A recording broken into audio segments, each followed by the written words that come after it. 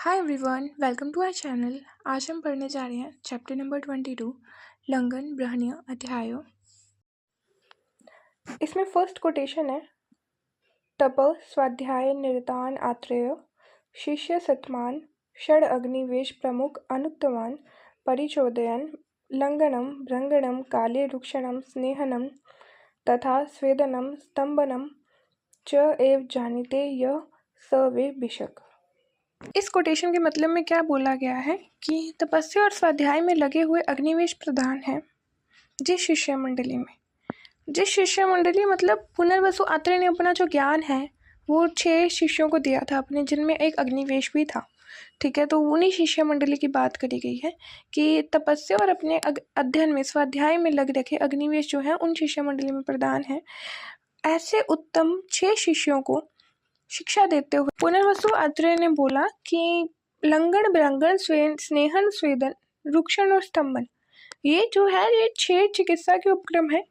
इनकी औषधियों का जो यूज करना अच्छे से जानता है ना, जो पर्सन ये जो षड्विध उपक्रम है, इनकी जो ड्रग्स है उनको कैसे यूज करना है वो अच्छे से जानता है, उन्हें क्या बोला जाता है, वैद्य कहा जाता है। अगला जो कोटेशन है उसका मतलब यही है कि जो अग्निवेश है, पुनर्वसु आत्रेय ने जब बोला ये सारे चिकित्सा के 6 प्रकार के बारे में बताया, तो अग्निवेश ने कुछ आगे से क्वेश्चंस करे कि जिसमें क्वेश्चन बेसिकली यही थे कि लंघन किसे कहते हैं, लंघन के योग्य कौन है।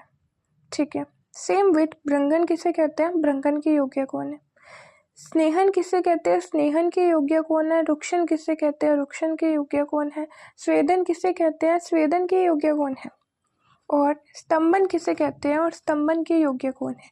और इन सभी के अयोग, सम्यक योग और अति योग के लक्षण क्या क्या है, इन सभी के बारे में उसने क्वेश्चंस करे थे। ठीक है, ये सब थे अग्निवेश के प्रश्न पुनर्वसु आत्रेय से। अब नेक्स्ट श्लोक है, तद अग्निवेशस्य वचो निष्म्य गुरुर ब्रवीत। इसमें क्या है कि अग्निवेश के क्वेश्चंस जो उसने बोले थे ना, जो भी अपने प्रश्न करे थे, तो अग्निवेश के प्रश्नों को सुन गए गुरु ने कहा, गुरुगुण पुनर्वसु आत्रेय, उन्होंने कहा यत किंचल लाघव करम देहे तल लंघनम स्मृतम। मतलब लंघन के लक्षण में क्या है, ऐसे द्रव्य या उपाय या तरीके जो जिनके द्वारा देह में लघुता आती है, जो लाघव कर्म करने का काम करते हैं, मतलब लघुता लाने का या हल्कापन लाने का शरीर में काम करते हैं, उन्हें क्या बोलते हैं, लंघन बोलते हैं। ऐसे ही भृंगण के लक्षण बताते हुए कहा है, बृहत्वम यत् शरीरस्य जनयेतच भृंगणम। मतलब जो शरीर में स्थूलता लाने का या हैवीनेस लाने का काम करते हैं, ऐसे तरीके उपाय या द्रव्य, उनको क्या बोलते हैं, भृंगण बोलते हैं। और रुक्षण के बारे में उन्होंने कहा, रोक्ष्यम खरत्वम विशद्यम यत कुर्यात तदि रुक्षणम। मतलब ऐसे द्रव्य उपाय या तरीके जिनके द्वारा शरीर में रुक्षता, रोक्ष्य मतलब रुक्षता, खरत्व मतलब खुरदरापन, और विशद्य मतलब विशदपन। विशदपन से अर्थ है कि क्लेद नहीं होना। ठीक है, क्लेद आप जानते हो कि क्लेद क्या होता है, थोड़ा वाटर से थोड़ा सा डेंस होता है, हल्का सा, उसको क्लेद बोलते हैं। जैसे अपने कई बार आंखों में चिपचिपापन होता है, वो भी एक प्रकार का क्लेद ही है। तो शरीर में क्लेद जो है उसको नष्ट करना, दैट इज विशदपन, है ना। तो रुक्षता, खुरदरापन और विशदपन लाने का काम जो है उसको क्या बोलते हैं, रुक्षण। स्नेहनम, स्नेह विषंद मार्दव क्लेद कारकम। अब स्नेहन के लक्षण में क्या बोला उन्होंने, ऐसे तरीके उपाय या ऐसे द्रव्य जो शरीर में स्नेहन करने का कार्य करे, यानी विषंदता लाने का काम करे। मृदुता, मार्दव मतलब मृदुता लाने का, सॉफ्टनेस लाने का काम करे। और क्लेद कारक मतलब जो क्लेद को उत्पन्न करने का काम करे। अब जो रुक्षण था वो क्लेद को खत्म करने का काम कर रहा था, और स्नेहन जो है वो क्लेद को उत्पन्न करने का काम कर रहा है। स्वेदन के लक्षण बताते हुए बोला है, स्तंभ, गौरव, शीतगणम, स्वेदनम, स्वेदकारकम, ऐसे द्रव्य, ऐसे तरीके, ऐसे उपाय जिनके द्वारा स्तंभ मतलब जकड़ाहट जो शरीर में होती है, स्टिफनेस, गौरव गुरुता और शीतलता जो जकड़ाहट गुरुता और शीतलता को नष्ट करने वाले हों, स्वेद कारकम जो स्वेद को उत्पन्न करने वाले और शरीर से बाहर निकालने वाले, मतलब जो पसीने को शरीर से बाहर निकालने वाले हों उनको क्या बोलते हैं, ये स्वेदन के लक्षण हैं। वो द्रव्य या उपाय जो हैं उनको स्वेदन कहते हैं। स्तंभनम स्तंभयति यद गति मंदत चलम ध्रुवम। इसमें क्या है कि अब स्तंभ क्या होता है, जकड़ाहट इट्स लाइक कि थोड़ा सा जो मूवमेंट को है ना कंट्रोल करना, रोकना, है ना, उस वे में होता है। तो यद गति मंदत चलम ध्रुवम मतलब कि जो गतिशील यानी जो गतिवान होते हैं, जो चलने वाले जो द्रव्य होते हैं, उनकी जो गति होती है उनको मंद कर देना या उनको रोक देना, निश्चित रूप से रोकना, ऐसे द्रव्य या उपाय जो होते हैं उनको क्या बोलते हैं, स्तंभन कहते हैं। सिंपल सी बात है, पहले लंघन पढ़ा, लंघन से क्या करता है, शरीर में लघुता लाता है। भ्रंगण शरीर में क्या लाता है, स्थूलता लाता है। उसके बाद रुक्षण शरीर में ऐसे द्रव्य या उपाय जो शरीर में क्या लाते हैं, रुक्षता, खुरदरापन, विषदपन लाते हैं। और उसके बाद अपने पढ़ा स्नेहन क्या होता है, जो शरीर में विषंदता, मृदुता और क्या लाते हैं, क्लेद को उत्पन्न करने वाले होते हैं। ठीक है, फिर स्वेदन पढ़ा, स्वेदन क्या करता है, नष्ट करता है। किस किस को नष्ट करता है, स्तंभ मतलब जकड़ाहट को नष्ट करता है, गुरुता को नष्ट करता है और शीतलता को नष्ट करने वाला हूँ, और पसीने को शरीर से बाहर निकलने वाला हूँ। अब स्तंभन के लक्षण में अपने देखा, स्तंभ मतलब रोकना, तो रोकेगा किसको, चल द्रव्य जो होते हैं, यानी जो चल द्रव्य होते हैं उनकी गति को क्या कर देता है, रोक देता है। तो वो क्या आ गया, स्तंभन के लक्षण हो गए। अब जो भी आगे की कोटेशन है ना, उनमें जो भी अपने देखे हैं षड्विध चिकित्सा है ना, तो उनमें क्या जो भी ड्रग्स यूज़ होने वाले हैं उनमें क्या क्या गुण होने चाहिए वो बताया गया। तो पहले लंघन के द्रव्य, तो लंघन का काम क्या होता है, लघुता लाना शरीर में। तो मेन इसका जो गुण होगा वो क्या होगा, इनके जो द्रव्य हैं, इनकी जो ड्रग्स होंगी उनमें मेन जो गुण होगा वो लघु होना चाहिए, है ना। तो इसका कोटेशन है, लघु उष्ण तीक्ष्ण विषदम रुक्षम सूक्ष्म खरम सरम कठिन च एव यद द्रव्यम प्राय स्थलंगनम स्मृतम। इसमें क्या है, जो द्रव्य लघु उष्ण तीक्ष्ण विशद रुक्ष सूक्ष्म खर सर और कठिन गुणयुक्त होते हैं, वे जो होते हैं लंघन करने वाले होते हैं। अब ये गुण बता रखे हैं कि जो लंघन के जो भी द्रव्य हैं उनमें क्या क्या गुण होने चाहिए, ये सब गुण होने चाहिए। इसमें एक्सेप्शन के नाम पे एक दे रखा है विमर्श में, पिपली और बिलावा। पिपली और बिलावा एक्सेप्शन क्यों है, इसका रीज़न ये है कि पिपली और बिलावा है ना, उनमें गुण कौन सा होता है, उष्ण गुण होता है। उष्ण गुण है तो ऑफकोर्स ये लंघन करने वाले होने चाहिए, बट ये लंघन करने वाले नहीं होते, ये भ्रंगण करने वाले होते हैं। इसलिए एक एक्सेप्शन है कि पिपली और बिलावा में उष्ण गुण होते हुए भी एक लंघन की बजाय भ्रंगण करने वाले होते हैं, तो ये इसका थोड़ा याद रखना, ठीक है।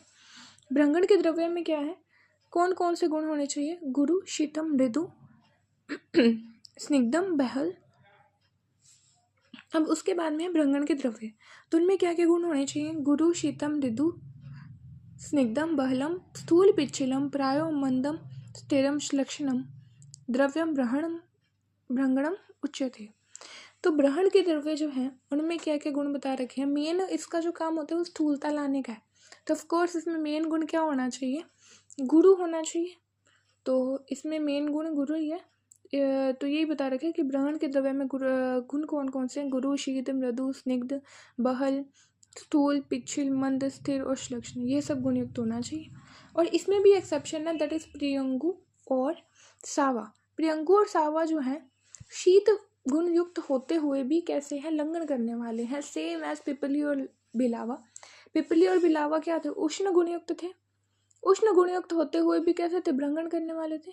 और ये जो हैं ग्रहण करने वाले थे, और ये जो हैं प्रियंगु और सावा शीत गुणयुक्त होते हुए भी ग्रहण की जगह लंघन करने वाले हैं, ठीक है। अब आगे अपने देखेंगे रुक्षण के ये द्रव्य, तो रुक्षण के द्रव्य है तो मेन गुण क्या होना चाहिए, रुक्ष होना चाहिए, क्योंकि शरीर में क्या लाते हैं, रुक्षता खरता यानी खुरदरापन है ना, और विशुद्धपन लाने वाले होते हैं। तो इनके लक्षण क्या क्या हैं, गुण क्या क्या हैं इनके द्रव्य के? रुक्षम लघु खरम, तीक्ष्णम उष्णम, स्थिरम पिच्छिलम, प्रायश्च कठिनम च एव यद द्रव्यम तददि रुक्षिणम। तो इसमें यही बता रखा है इसमें गुण कौन से हैं, रुक्ष, लघु, खर, तीक्ष्ण, उष्ण, स्थिर, अपिच्छिल और कठिन गुणयुक्त होते हैं। ये क्या है, रुक्षण करने वाले होते हैं। उसके बाद में स्नेहन के द्रव्य हैं। इनमें स्नेहन का काम क्या होता है, विषयंतता, है ना, विषयंतता लाना शरीर में। तो वो इसका मेन गुण क्या हो जाएगा, द्रव हो जाएगा, है ना। तो इसमें क्या है, द्रवम सूक्ष्म सरम, स्निग्धम पिच्छलम, गुरु शीतलम, प्रायो मंदम मृदु च यत् द्रव्यम तत् स्नेहनम मदम। अब इसके द्रव्य के गुण बता रखे हैं, जिसमें है द्रव, सूक्ष्म, सर, स्निग्ध, पिच्छल, गुरु, शीतल, मंद और मृदु गुणयुक्त होते हैं ना। उसके बाद स्वेदन के द्रव्य हैं। स्वेदन का काम क्या होता है, स्तंभ, गौरव और शीत को नष्ट करने वाला, और स्वेद को यानी पसीना जो है उसको शरीर से बाहर निकालने का काम होता है। तो स्वेदन है, स्वेदन के लिए हीट चाहिए होती है। तो मेन इसमें कौन सा द्रव्य के गुण होता है, उष्ण गुणयुक्त होते हैं, ठीक है। जो इनमें मेन गुण होता है ना, उसी से ही कोटेशन जो है वो स्टार्ट हो रहा है, ठीक है। जैसे लंघन था तो उसमें मेन गुण लघु होता है, तो लघु से कोटेशन स्टार्ट था। ब्रहण में गुरु से, रुक्षण में रुक्ष, और अब स्नेहन में द्रव, और स्वेदन में क्या है, उष्ण। तो इसमें क्या है, उष्णम तीक्ष्णम, सरम स्निग्धम, रुक्षम सूक्ष्म, द्रवम स्थिरम, द्रव्य गुरु च यत् प्रायस्तदि स्वेदनम उच्यते। जो द्रव्य उष्ण, तीक्ष्ण, सर, स्निग्ध, रुक्ष, सूक्ष्म, द्रव, स्थिर और गुरु गुण युक्त होते हैं, फिर स्वेदन कार्य करते हैं। फिर स्तंभन के जो द्रव्य हैं, इनके क्या क्या गुण है। स्तंभन है क्या लाता है शरीर में, जकड़ाहट, या फिर अपने पहली पढ़ाए जो भी चल द्रव्य होते हैं उनको क्या करता है, रोकने का काम करता है, ठीक है। तो इनमें इनका जो मेन गुण है वो क्या है, शीत है। तो शीतम मंदम मृदु श्लक्षणम, रुक्षम सूक्ष्म, द्रवम स्थिरम, यद द्रव्यम लघु चोदिष्टम, प्रायस्तत् स्तंभनम स्मृदम। तो इसमें क्या क्या गुण होते हैं, शीत, मंद, मृदु, श्लक्ष्ण, रुक्ष, सूक्ष्म, द्रव, स्थिर और लघु गुणयुक्त होते हैं। ये सब जो है ये स्तंभन करते हैं, ठीक है। जिनमें ये गुण होते हैं, वो जो द्रव्य होते हैं वो स्तंभन का कार्य करते हैं। ये अपने इनके अभी गुण पढ़े। अभी मैं थोड़ा इजी वे में बता दूंगी कि उसको कैसे याद कर सकते हैं आपने, ठीक है। अपने एक बस याद रखेंगे, लंघन के जो भी लंघन में क्या क्या गुण होते हैं वो याद रखेंगे विद स्मॉल ट्रिक, ठीक है। तो उससे अपने जो है ये जो आगे टेबल बना रखी है ना, अपने को ये टेबल बनानी आ गई ना, तो अपने सारे जो गुण हैं सारे कवर हो जाने हैं। अपने को रट्टा मारने की ज़रूरत नहीं पड़ेगी। और ये टेबल कैसे माइंड में रखनी है वो मैं अभी आपको बताती हूँ। अब अपने ना आगे ना ये टेबल देखते हैं, ठीक है। ये टेबल जो है इसमें अपने लंघन के गुण याद करेंगे, बाकी सभी के अपने वैसे गुण याद हो जाने हैं, ठीक है। तो लंघन के गुण याद करने के लिए अपने पास एक ट्रिक है, लुट के वीरू सूख गया। वीरू क्या होता है, वीरा नहीं होता पंजाबी में वीरा क्या होता है, भाई होता है ना। तो वीरा का क्यूट वर्जन वीरू है ना, तो उसको इतना लुटा बेचारा सूख ही गया है ना, तो लुट के वीरू सूख गया, इससे अपने याद रखेंगे। तो इसमें क्या है, एल से लघु, यू से उष्ण, टी से तीक्ष्ण, के से कठिन, वी से विशद, रू से रुक्ष, एस से सर, सू से सूक्ष्म, फिर ख से खर, ठीक है। ऐसे अपने लंघन के लक्षण याद रखेंगे। अब लघु में क्या, लघु का अपोजिट क्या होता है, गुरु होता है। तो इसमें थोड़ा सा पैटर्न चलता है, बस हल्का सा चेंज है, लघु गुरु लघु गुरु। अब अपनों को क्या लगता है लघु गुरु आएगा आगे ना, बट यहीं पे ही थोड़ा सा चेंज है, गुरु लघु आता है एंड में। तो लघु गुरु गुरु लघु, ठीक है। उष्ण और तीक्ष्ण में पैटर्न सेम है, इसमें कुछ भी चेंज नहीं है। उष्ण का अपोजिट क्या होता है, शीत। तीक्ष्ण का अपोजिट क्या होता है, मृदु। तो यही पैटर्न चलना है, उष्ण शीत उष्ण शीत उष्ण शीत, तीक्ष्ण मृदु तीक्ष्ण मृदु तीक्ष्ण मृदु। बस याद रखना लघु में चेंज है थोड़ा सा, लघु गुरु गुरु लघु, उष्ण शीत उष्ण शीत उष्ण शीत, तीक्ष्ण मृदु तीक्ष्ण मृदु तीक्ष्ण मृदु। ठीक है, फिर कठिन है, कठिन की लाइफ थोड़ी वैसी कठिन है, तीसरे नंबर पे नहीं आएगा वो। ठीक है, तो कठिन मंद, कठिन मंद, फिर वापस तीसरी बार कठिन नहीं आता है। ठीक है, फिर सीधा मंद आ जाता है, क्योंकि कठिन की लाइफ थोड़ी हार्ड है ना बेचारे की, तो कुछ तो चेंज हो गई। अब विषद पिच्छ, विषद का अपोजिट क्या होता है? पिच्छल होता है। विषद और खर जो है ना, ये जो दो गुण हैं ये 4 बार आएंगे। ठीक है, जैसे विषद पिच्छल ये 4 बार आ गया, बाकी 2 में नहीं आएगा।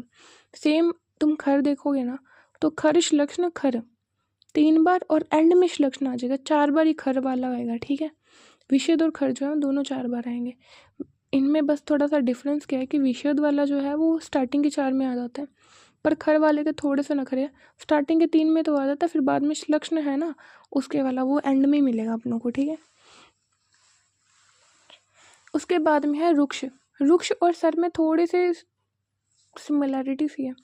रुक्ष का अपोजिट क्या होता है? स्निग्ध। सब सही चल रहा था, इसको बीच में अलग ही चुल थी है ना, तो उसको थोड़ा सा अपनी चेंज करना ही था, तो इसने क्या करा? रुक्ष स्निग्ध रुक्ष स्निग्ध, सभी में एक एक गुण आ रहे थे, बट इसको ये बर्दाश्त कहाँ है ना चीज़ होते हुए थोड़ा सा इसको अलग करना ही था, इसको और सर को। तो इन्होंने क्या करा? रुक्ष और स्निग्ध गुण जो है स्वेदन में साथ में ही आ गए, और सेम स्थिर और सरगुण स्वेदन में साथ में आ गए। ठीक है, जो नॉर्मली पैटर्न चल रहा है कैसे चलने देते हैं ना, तो रुक्ष स्निग्ध, फिर रुक्ष स्निग्ध दोनों साथ में आ गए स्वेदन में, फिर उसके बाद में स्तंभन में रुक्ष है। ठीक है, अब सर में भी अब रुक्ष ने इतनी चेंज कर दिया ना, तो सर को ऐसा लगा अब तो ऐसा होगा कि अगर मैंने ऐसा ही लिख दिया ना, तो ऐसा लगा कि मैं इसकी कॉपी कर रहा हूँ, मैं थोड़ा और चेंज कर देता हूँ। तो इसने क्या करा? जो पैटर्न नॉर्मली चल रहा था, जैसे कि रुक्ष स्निग्ध में क्या चला था? रुक्ष स्निग्ध है ना, अब इसने क्या करा? अब सर स्थिर में भी अपने क्या एक्सपेक्ट करते कि सर स्थिर चलेगा, यहीं पे उसने चेंज करके सर स्थिर सर कर दिया, तो सर स्थिर सर, उसके बाद स्वेदन में स्थिर सर तो है ही, फिर बाद में स्थिर। ठीक है, बस चेंज यहाँ पे ना थोड़ा सा रुक्षण में हुआ है। रुक्षण में अपने नॉर्मली एक्सपेक्ट करते हैं कि सर आएगा, बट नहीं स्थिर आएगा। ठीक है, फिर उसके बाद वैसे ही ये अल्टरनेट चलते आ रहे हैं। ठीक है, फिर उसके बाद में सूक्ष्म, पहले में सूक्ष्म आएगा और लास्ट के 3 में सूक्ष्म आएगा। ब्रहण जो होता है, ब्रहण ऑलरेडी स्थूलता लाता है, तो इसमें सूक्ष्म गुण तो होगा नहीं, तो वो स्थूल गुण होगा ना, तो स्थूल आएगा, और रुक्ष में कुछ नहीं आएगा। ठीक है, और खर जो है उसमें अपने देख ही लिया, स्टार्टिंग के 3 में ये खर जो है 4 बार आएगा, सेम एज विशुद्ध और पिछल तो स्टार्टिंग के 4 में लगातार आ जाता है, बट खर वाला जो है वो लगातार नहीं आता, थोड़ा सा चेंज होके श्लक्ष्ण जो है वो 4th नंबर पे ना आके 6th नंबर पे आता है। ठीक है, तो खर श्लक्ष्ण खर, फिर 2 में कुछ नहीं, एंड देन श्लक्ष्ण। ब्रहण है, ब से ब्रहण, ब से बहल। ठीक है, बाकी किसी में नहीं आएगा। स्नेहन का मेन गुण क्या होता है? द्रव होता है, तो स्नेहन का जो है वो द्रव जो है वो स्नेहन से स्टार्ट होगा और फिर एंड तक स्तंभन तक जाएगा। ठीक है, तो ये थी अपनी टेबल। अब उसके बाद इन्होंने 2 टेबल्स बना रखे हैं, 2 टेबल्स में कुछ नहीं है, सिमिलैरिटी है कि किसमें क्या क्या सिमिलैरिटी मिलती है, तो वो बता रखा है ब्रहण स्नेहन और स्तंभन में पहले सिमिलैरिटी बता रखी है। जैसे ब्रहण में गुरु है, स्नेहन में गुरु है, स्तंभन में लघु है, तो ब्रहण और स्नेहन में क्या एक सिमिलैरिटी होगी।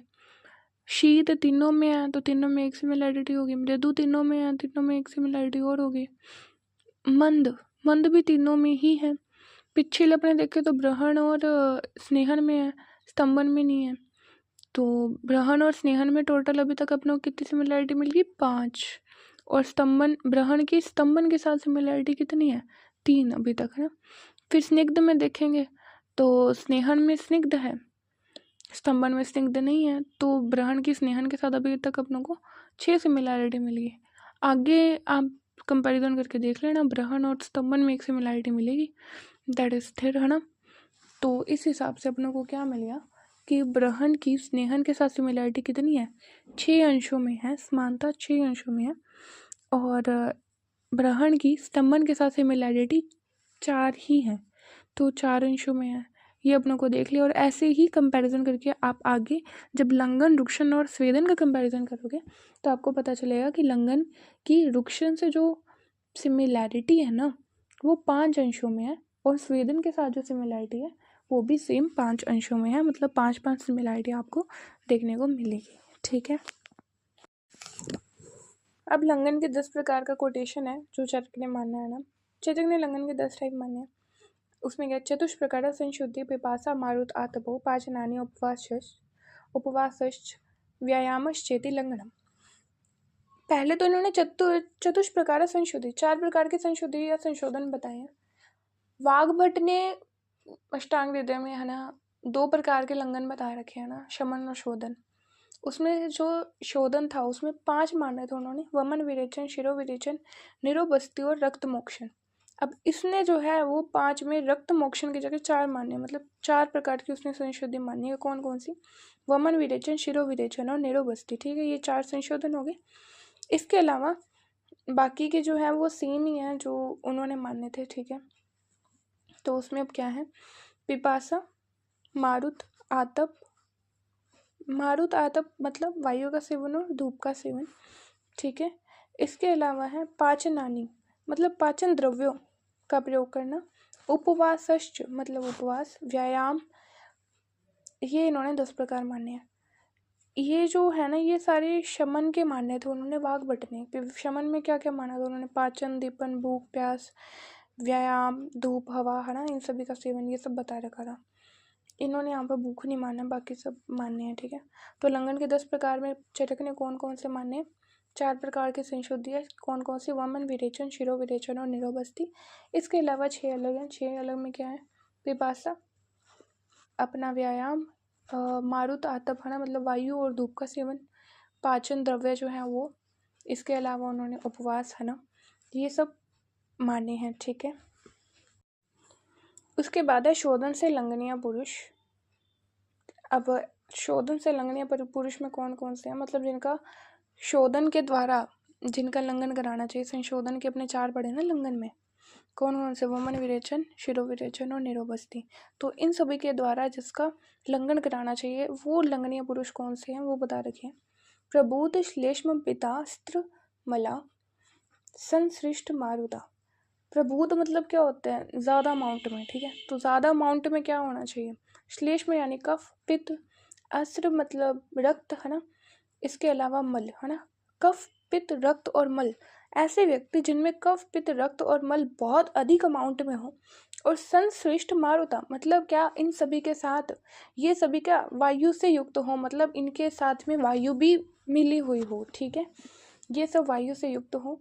बृहद शरीरा बलिनो मतलब ऐसे व्यक्ति जिनका शरीर, बृहद क्या होता है, बड़ा होता है ना, तो जिनका शरीर बड़ा हो, बलिनो मतलब बलवान हो, तो ऐसे पुरुषों का संशोधन के द्वारा क्या कराना चाहिए, लंघन कराना चाहिए। अब संशोधन के द्वारा किनका लंघन कराना चाहिए वो बता रखा है। इनमें 3-4 चीज़ें बताई हैं। पहली चीज़ उन्होंने क्या बोला, जिनका कफ, पित्त, रक्त, मल ये सब क्या है अधिक मात्रा में हो। ठीक है, और ये सब जो है कफ, पित्त, रक्त और मल ये सभी जो है वायु से युक्त हो, इन सभी के साथ वायु जो है वो मिली हुई हो। इसके अलावा उनका शरीर जो है वो बहुत बड़ा हो, बलवान हो, तो ऐसे पुरुष का जो है शोधन के द्वारा लंघन कराना है।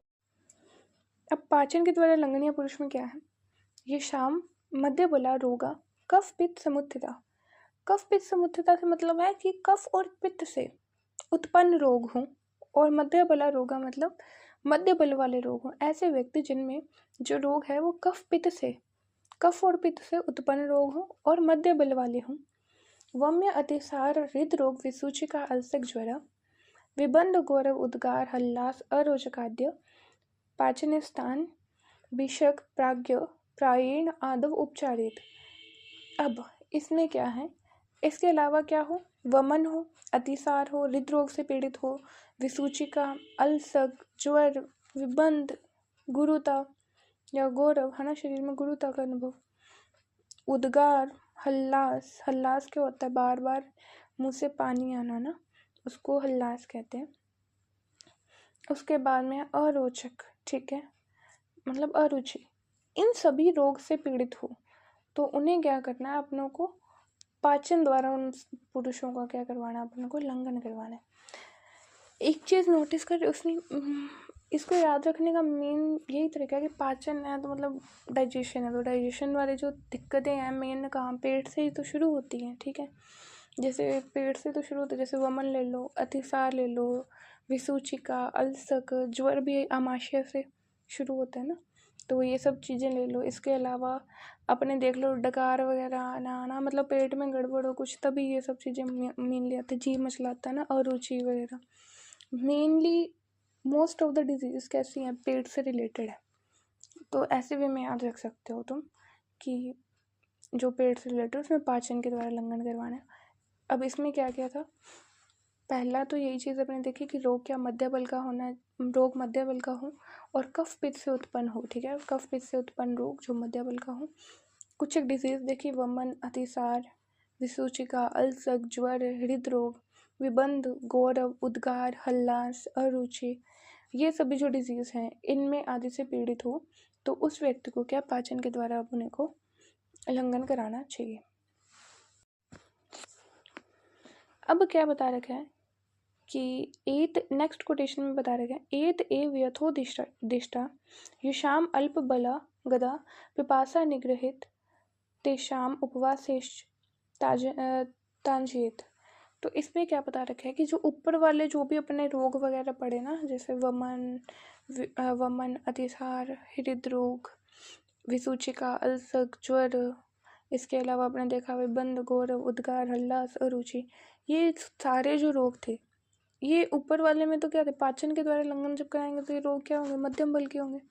बट यदि ये सारे जो रोग हैं ये अल्प बल के हैं, थोड़ा सा ही तो इनका बल है, तो ना इनको पिपासा और उपवास से भी ठीक किया जा सकता है। उपवास कराकर भी जीतना चाहिए। प्यास को रोक कर है ना, पिपासा को रोक कर या फिर उपवास करवा दो तो इन रोगों पर विजय प्राप्त की जा सकती है। ठीक है, अगला कोटेशन जो है उसमें बता रखा है, रोगान जैन मध्य बलान व्यायाम आतप मारुते बलिनाम किम पुनर्यशाम रोगाणाम वरम बलम। इसमें क्या बोला है कि यदि पर्सन जो है वो बलवान है ना, काफ़ी स्ट्रॉन्ग है और उसमें कोई मध्यम बल का रोग हो गया है तो उसे व्यायाम आतप और मारुत मतलब व्यायाम धूप के सेवन और वायु के सेवन के द्वारा सही किया जा सकता है। और यही बलवान व्यक्ति में अगर अल्प बल का रोग हुआ है तो उसे भी व्यायाम आदि तरीकों से जो है अपने ईजीली जीता जा सकता है, ईजीली उसको अपनी ट्रीट कर सकते हैं। ठीक है, उसके बाद में लंघन का काल या ऋतु बताया कि कौन सी ऋतु में कौन से समय में अपने को लंघन कराना चाहिए। तो उसमें त्वक दोषी नाम, प्रमिडा नाम, स्निग्ध, अभिष्यंदी, ब्रहीनाम, शिशिरे, लंघनम, शस्तम अपि वात विकारिणाम। इसमें क्या है कि त्वक दोषी नाम मतलब जिसको त्वचा के दोष हो, त्वचा का रोगी हो, प्रमेह का रोगी हो, स्निग्ध व्यक्ति हो मतलब कि बहुत ज़्यादा अति स्निग्ध व्यक्ति हो। ठीक है, अभिष्यंदी पुरुष हो, अभिष्यंदी से मतलब क्या है कि जिसके जो स्रोतस है ना उनमें कफ भर रखा हो तो उसको बोलते हैं ना अभिष्यंदी। तो ऐसे व्यक्तियों को, और जो पर्सन बहुत ज़्यादा मोटा है, बहुत ज़्यादा स्थूल है, तो स्थूल व्यक्तियों का लंघन कराना चाहिए। और वात विकार से पीड़ित हो, let me tell you this thing कि वात है ना, अगर नॉर्मली सिर्फ वात विकार से पीड़ित है तो उसमें लंघन नहीं कराना चाहिए, क्योंकि लंघन जो है ना वो वात की वृद्धि करता है। ठीक है, लेकिन यदि कफ बढ़ रखा है उसके साथ में वात विकार है तो वो अपने उसका लंघन करा सकते हैं। बट सिर्फ अगर मान ले वात से ही पीड़ित है, वात के लिए अपने लंघन करा रहे हैं ना, तो वो चीज़ सही नहीं है। ठीक है, उसका निषेध बता रखे हैं। बट यदि वो कफ से पीड़ित है और साथ में वात विकार है तो अपने उसका लंघन करा सकते हैं, क्योंकि लंघन खुद ही वात की वृद्धि करने वाला है। अगर नॉर्मली उसको कोई वात से रोग हो रखा है तो उसमें लंघन कराना बेनिफिशियल थोड़ी होगा, वो तो वात को और बढ़ा देगा ना। तो वो इसलिए यहाँ पे ये स्पेशली विमर्श में मेंशन कर रखे हैं कि यदि वात वृद्धि में कफ जो है उसका संबंध रहता है, कफ का भी कफ साथ में रहता है, तो अपने जो है वो वात विकार में इसका लंघन का यूज़ कर सकते हैं। ठीक है, तो क्या बता रहे कि इनको शिशिर ऋतु में 10 प्रकार के बताए हुए लंघन का प्रयोग करना चाहिए। ऋतु कौन सी है, शिशिर ऋतु में करना चाहिए। ठीक है, रोग कौन से, त्वचा के रोग हो, या फिर प्रमेह का रोग हो, या बहुत अधिक मोटा व्यक्ति हो, या अतिस्निग्ध व्यक्ति हो, या अभिसंधि हो जिसके स्रोतों में कफ भर रखा हो और वात विकार से पीड़ित हो, तो उनका शिशिर ऋतु में 10 प्रकार के बताए हुए लंघन का प्रयोग करना चाहिए। ठीक है। अब नेक्स्ट कोटेशन है, अधिक्त अविधम अक्लिष्टम व्यवस्थम सात्म्यचारिणाम मृग मत्स्य विहंगणाम मासम ब्रहणम उच्यते। अब ब्रंगन द्रव्य बता रखे हैं कि कौन कौन सी चीज़ें हैं जो ब्रंगन यानी नरिशमेंट या वृद्धि में काम आती हैं। अधिक मतलब जो पॉइजनस ना हो, अविधम मतलब जो शस्त्र से जिसको है ना काटा या भेदा गया ना हो, और जो रोग रहित हो। ठीक है। तो ऐसे वयस्थम मतलब जो यंग हो ना, युवावस्था का अपनों को मांस यूज़ करना है। ठीक है। उस मांस कैसा यूज़ करना है, पहले तो जो पॉइजनस ना हो, रोग रहित हो, और जिससे कोई भी शस्त्र से भेदा या काटा गया ना हो, युवा अवस्था का है ना अपनों को मांस यूज़ करना है। ब्रहण है ना, ब्रहण के लिए सबसे बेस्ट ही मांस रहता है। ठीक है। उसके बाद है सातवें चारणा मतलब सातवें देश में जो है घूमने वाले, मृग मतलब पशु, मत्स्य मतलब मछली, विहंगनाम मतलब पक्षी है ना, तो देश में घूमने वाले, सातवें देश में घूमने वाले पशु पक्षी और मछली जो है, इनका मांस अपनों को यूज़ करना। और मांस भी कैसा, जो पॉइजनस ना हो, रोग से रहित तो, और कोई भी शस्त्र से भेदा या काटा गया ना हो, और युवा अवस्था का मांस हो, उसको अपने ब्रंगन के लिए यूज़ करना है। ठीक है। उसके बाद नेक्स्ट कोटेशन है, ब्रहण के लिए योग्य पुरुष क्या है। ऐसे कौन से लोग हैं जिनको ब्रंगन करना चाहिए, जिनका ब्रहण करना चाहिए, जिनका नरिशमेंट करना चाहिए। तो वो है शीना, जो पुरुष क्षीण हो मतलब दुर्बल हो चुके हों, जिनका है ना बल बिल्कुल क्षीण हो चुका हो, धातु भी, तो शीना। शत रोग से पीड़ित हो। कृश पतले हो रखे हों। वृद्धा मतलब वृद्ध हो रखे हो। और दुर्बला मतलब जो जिनका जो है बल बहुत दुर्बल हो रखा हो, बहुत कमज़ोर हो जो। नित्यम अद्वगा मतलब जो नित्य चलने वाले हों। स्त्री मध्य नित्य मतलब जो नित्य डेली स्त्री का सेवन करने वाले हों, यानी मैथुन करने वाले हों। मध्य मदिरा पान करने वाले हों। ग्रीष्मी च भ्रंगनिया नरा स्मृत, तो उनको हमेशा और ग्रीष्म ऋतु में सभी का भ्रंगन कराना चाहिए। देखो जो अपने ये देखा ना, क्षीण शत कृश वृद्ध दुर्बल और हमेशा वो चलने वाले, नित्य स्त्री और मध्य का सेवन करने वाले, ये जो अपने देखा, इन सभी पुरुषों का तो हमेशा ही भ्रंगन कराना चाहिए। ठीक है। और ग्रीष्म ऋतु जो है उसमें सभी का भ्रंगन कराना चाहिए। ग्रीष्म ऋतु में सभी का भ्रमण क्यों कराना चाहिए, क्योंकि ग्रीष्म ऋतु होती है उसमें सभी लोगों का जो बल होता है ना वो दुर्बल होता है। ठीक है। हीन बल होता है। अपने वैसे ही पहले पढ़ा था ग्रीष्म ऋतु क्या आदान काल की ऋतु है, तो आदान काल में एंड तक आते आते ग्रीष्म तक आते रहते जो बल है वो बिल्कुल हीन हो जाता है, ख़त्म हो जाता है। ठीक है। तो ग्रीष्म ऋतु में सभी का ग्रहण कराना चाहिए। नेक्स्ट कोटेशन है जिसमें बता रखे हैं कि मासरस द्वारा किसका ग्रहण कराना चाहिए। तो वो है शोष अर्श और ग्रहणी दोषेर व्याधिर्भि कर्षिताश्च ये तेषां क्रव्याद मांसानां ब्रहणा लघु रसा।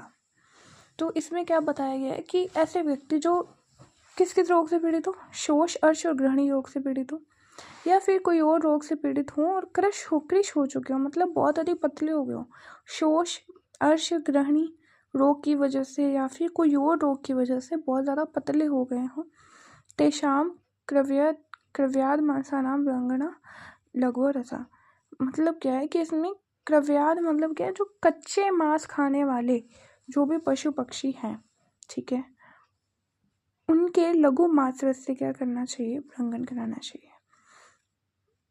तो पहले तो इसमें ये बता रखा है मांस रस के द्वारा किसका भ्रंगन कराना चाहिए, जो बहुत पतले हो रखे हो। किस वजह से पतले हो रखे हो, शोष ग्रहणी अर्श इन रोगों की वजह से या फिर कोई और रोग की वजह से बहुत अधिक कृश हो रखे हो, बहुत अधिक पतले दुर्बल हो रखे हो, तो उनका जो है मांस रस से भ्रंगन कराना चाहिए। और कैसे मांस रस, ऐसे पशु पक्षियों के लघु मांस रस से, ऐसे पशु पक्षी जो कच्चा मांस खाते हैं उनके लघु मांस रस से जो है वो अपनों को भंगन कराना है। अब अगला कोटेशन है जिसमें रुक्षण द्रव्य बता रखे हैं। कटु तिक्त कषायाणाम सेवनम स्त्रीषु संयम खली पिन्याक तक्राणाम मध्वादीनाम च रुक्षणम। इसमें रुक्षण द्रव्य बता रखे हैं जिसमें कटु तिक्त कषाय रस वाले द्रव्य का सेवन। अब खुद देखो कि कटु तिक्त कषाय जो रस होते हैं क्या करते हैं, वात की वृद्धि करते हैं। वात की वृद्धि सिंपल सी बात है, वात में भी कौन सा रुक्ष गुणित होता है, वात में तो रुक्षता लाने का ही काम करता है। तो रुक्षण होगा ही, शरीर में रुक्षता लाएगा, शरीर को रुक्ष बनाएगा, तो इसलिए कटु तिक्त कषाय रस का सेवन। और स्त्रीष्व संयम, इसमें क्या है कि मैथुन करते समय या स्त्री का सेवन करते समय संयम नहीं रहना, कंट्रोल नहीं रहना, ठीक है। खली, किसकी खली, सरसों की खली और तिल की खली, ये भी रुक्षण द्रव्य है, ठीक है। तक्र, तक्र क्या होता है कि जब अपने दही से घी बना रहे होते हैं ना, तो जो नीचे दही से घी बना रहे होते हैं तो दही से घी निकाल के ना जो नीचे छाछ बच जाती है ना, उसको अपने तक्र बोलते हैं, ठीक है।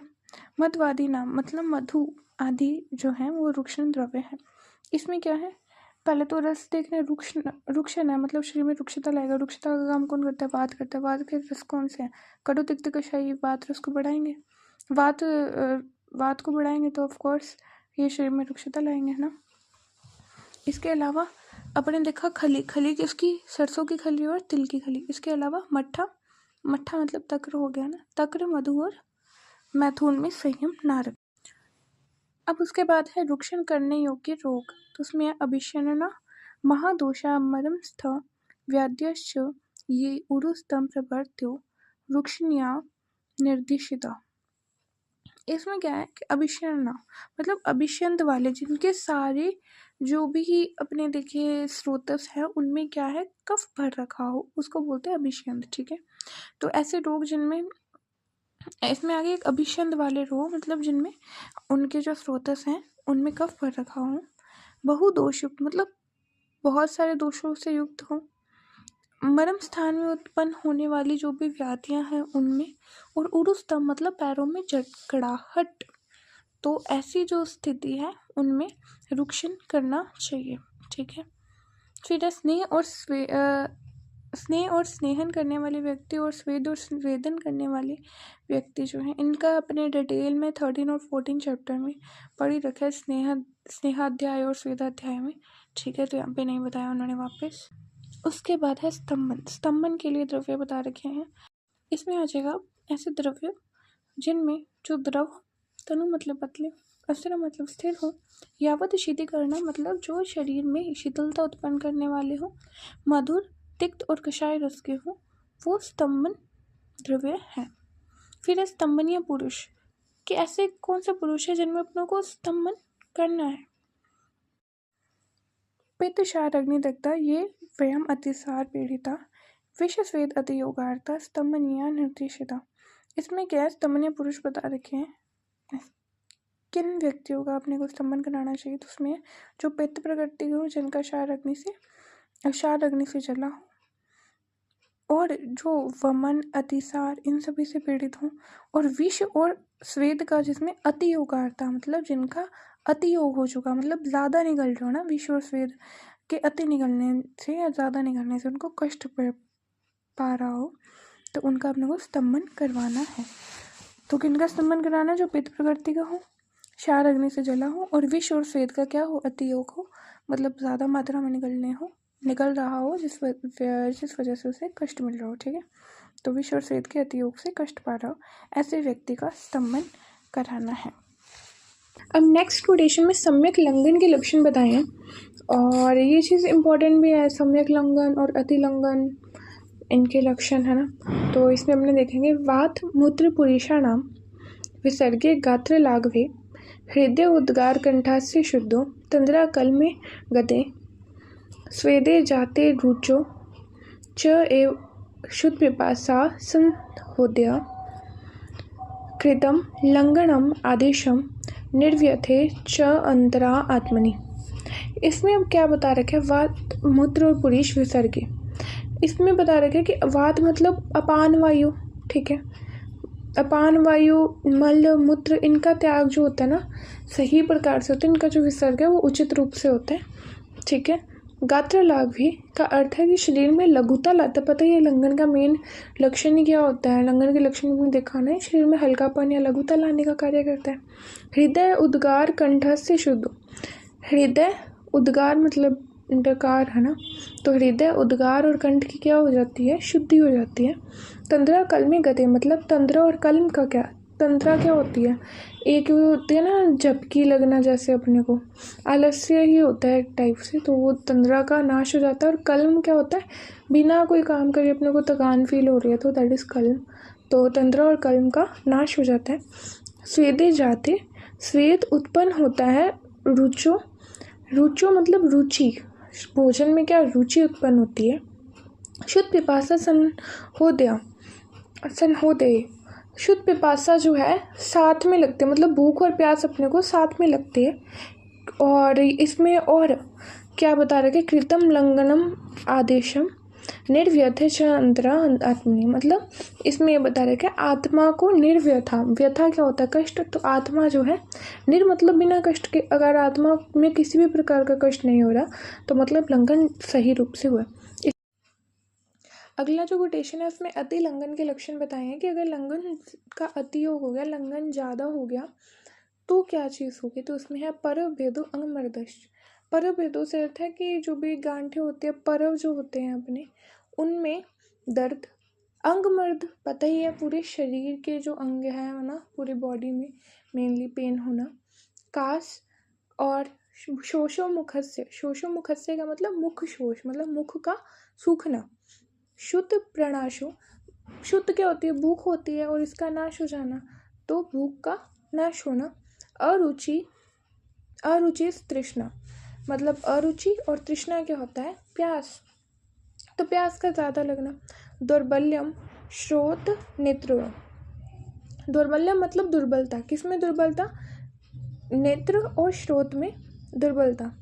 मनस संभ्रमो अभीक्ष्ण मूर्धव वातस्तमो हृदय, इसमें क्या है, मनस संभ्रमो, जो मन है उसमें भ्रम, मतलब कि जो अपना मन है ना, मन में भ्रम मतलब क्या है कि अपना मन जो है वो एक जगह पर नहीं टिकना। ठीक है। और उसके बाद में क्या है, उदरवातस्तमो, अब वात में भी जो है उदरवात का बार बार आना। ठीक है। इसके अलावा है तमो, तमो क्या होता है, अंधकार, तो किसमें अंधकार, तमो हृदय, हृदय मतलब हृदय में अंधकार का आना। देह अग्नि बल नाश, देह और अग्नि मतलब शरीर और अग्नि का जो बल है उसका नाश हो जाता है। लंघने अतिकृते भवेत, ये सब जो है लंघन के अति योग के लक्षण हैं। ठीक है। तो इसमें क्या क्या है, पहले तो दर्द है, किसमें दर्द, परवों में दर्द या गांठों में दर्द या फिर अंगों में दर्द, मतलब अंग मर्द। ठीक है।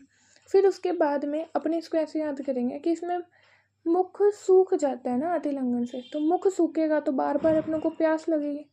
और इंसान के देह का भी नाश हो रखा है और अग्नि का नाश हो रखा है, और पता ही है जब अग्नि का नाश हो जाएगा तो भूख कैसे लगेगी, तो भूख का भी नाश हो ही जाएगा ना, क्योंकि अग्नि जो है उसके द्वारा तो अपने को भूख लगती है, अग्नि मर गई अपनी, तो ऑफकोर्स भूख का भी नाश हो जाएगा।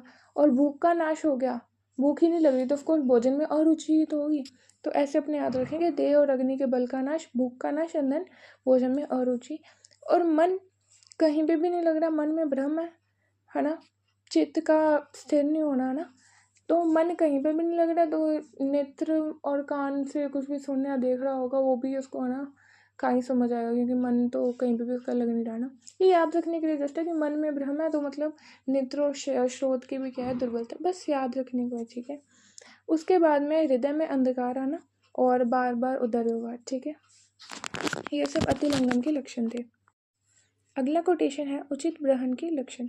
बलम पुष्टि उपलम्बश्च काशर्य दोष विवर्जनम लक्षणम रहिते स्थूल्यमति चतुर्थ ब्रहीते। इसमें उचित ग्रहण के लक्षण बता रखे हैं कि उचित रूप से भ्रंगण करा तो उससे क्या होगा, बल की वृद्धि होगी, शरीर में बलम मतलब बल की वृद्धि होगी। पुष्टि उपलम्बश मतलब पुष्टि, किसकी पुष्टि, धातुओं की पुष्टि होगी। काशर्य दोष विवर्जनम, शरीर में अगर किसी की कृष्णा का दोष है ना तो उससे भी छुटकारा मिल जाएगा। और ये अगले लाइन में बता रखे हैं कि यदि भ्रंगण जो है ज़्यादा हो गया है ना, अति भ्रंगण हो गया, तो उससे क्या आ जाएगा, स्थूल्यता या स्थूलता आ जाएगी।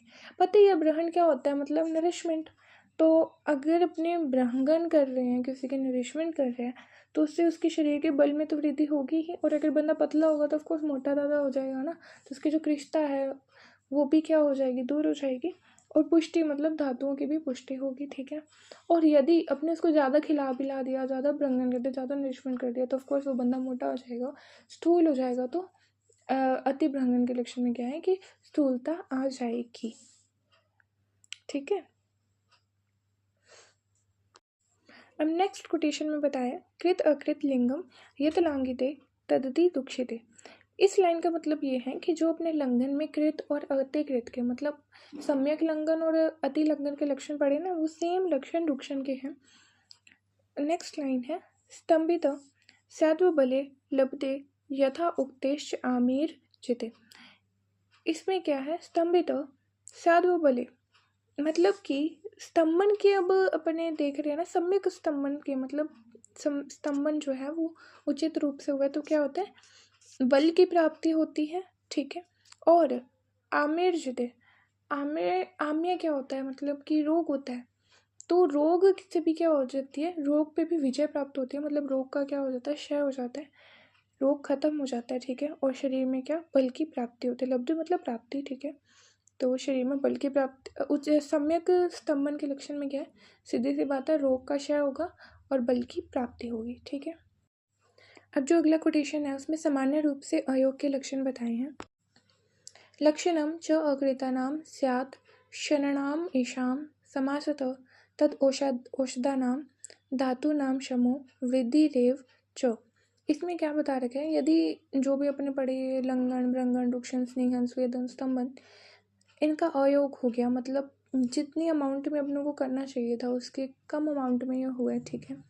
तो जो भी दोषों की शांति के लिए अपने ये कर रहे थे ना, वो दोषों की शांति नहीं होगी, इनफैक्ट वो जो दोष हैं वो बढ़ जाएंगे, कम होने की बजाय बढ़ जाएंगे, ठीक है। उसके अगला कोटेशन है, इति षट सर्व रोगाणाम प्रोक्ता सम्यक उपक्रमा साध्यनाम साधने सिद्धा मात्रा काल अनुरोधिना।